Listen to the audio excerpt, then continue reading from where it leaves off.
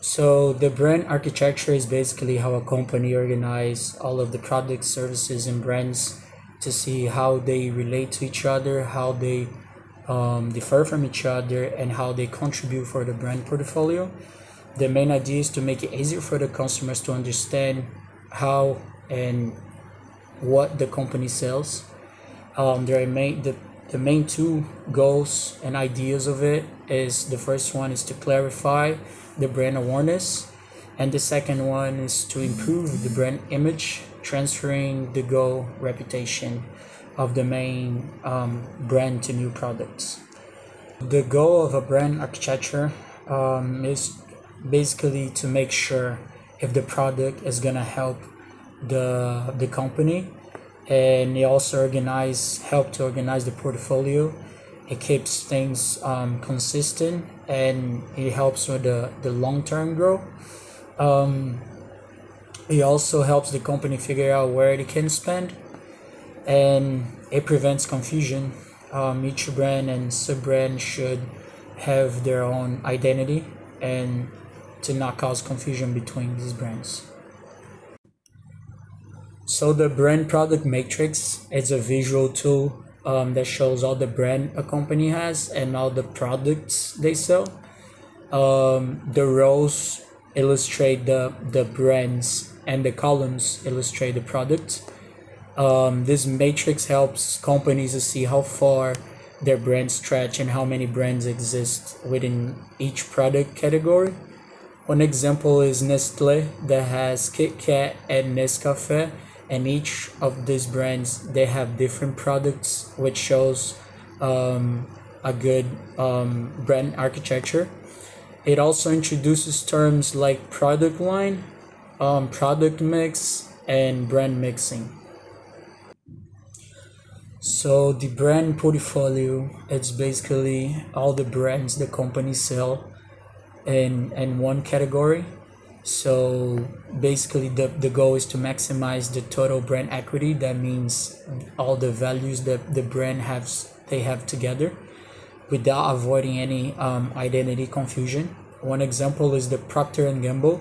They have Tide, Cheer, and Gain, for example, and each of these brands they target different people, and they have different prices, but they all cover the whole market of the brand in the company. So for a company to have a good portfolio, the company have to be updating this portfolio every time. So the main keys for that is to maximize market coverage, which means gonna serve all the type of customers.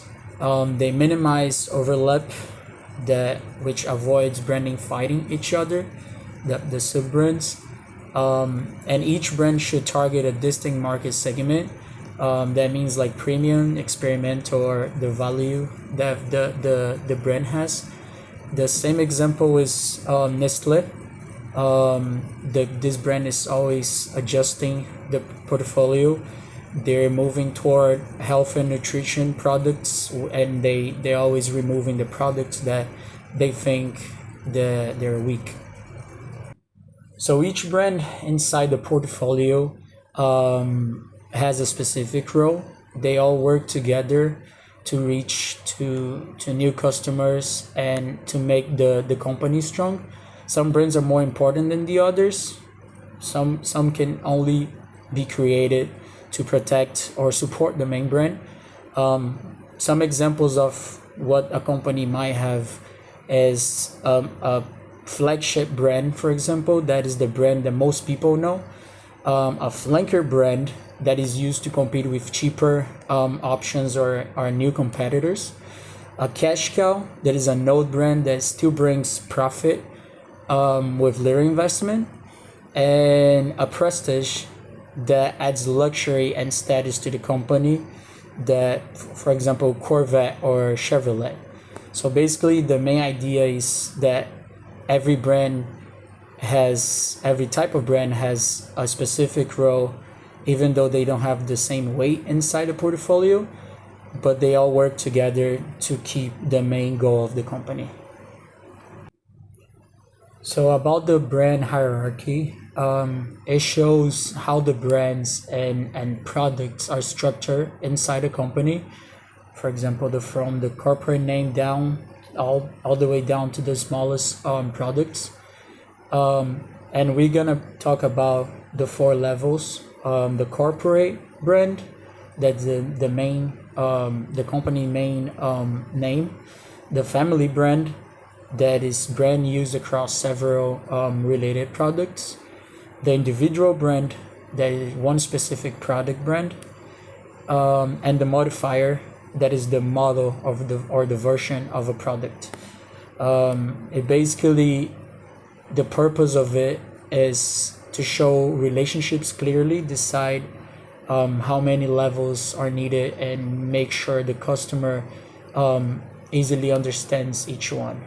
For example, Apple has iPhone, and then with iPhone you have iPhone 15 Pro, for example, and then you have a smartphone. So the corporate brand is the highest on the hierarchy. It represents basically the entire company.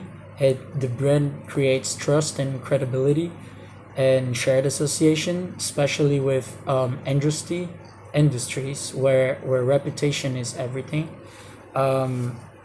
It's often used as endorser, meaning the name appears in every other product of the company or the brand. For example, Google uses Google Drive or Google Maps or Google Play.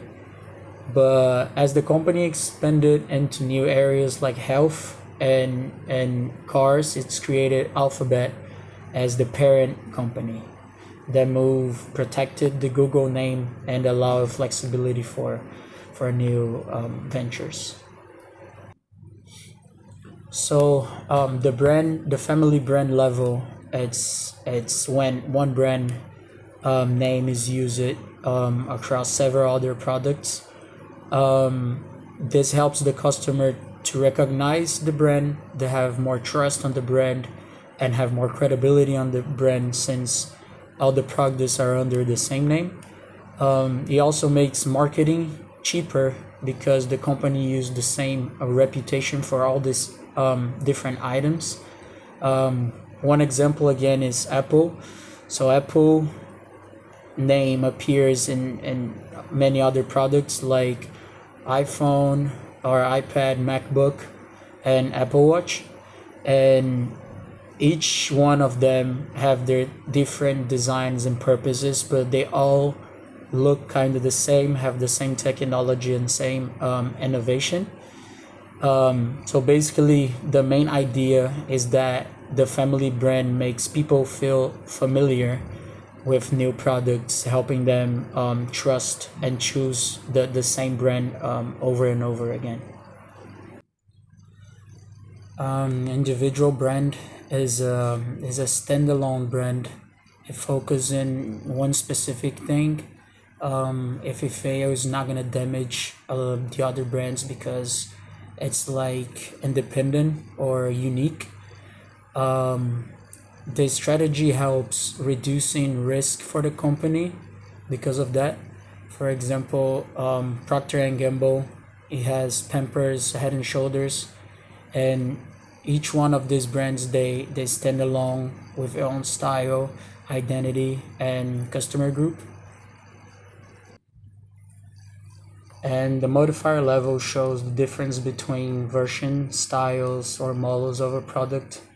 For example, iPhone 15 Pro, the Pro is the modifier. It shows the customer that is something more advanced than the regular iPhones. Coca-Cola Zero Sugar, it's another example. Since the Zero Sugar shows is lighter, sugar-free, it's another version of the Coke. So basically, the modifiers, they make it easier for customer to see what is new or different about the new version of a certain product.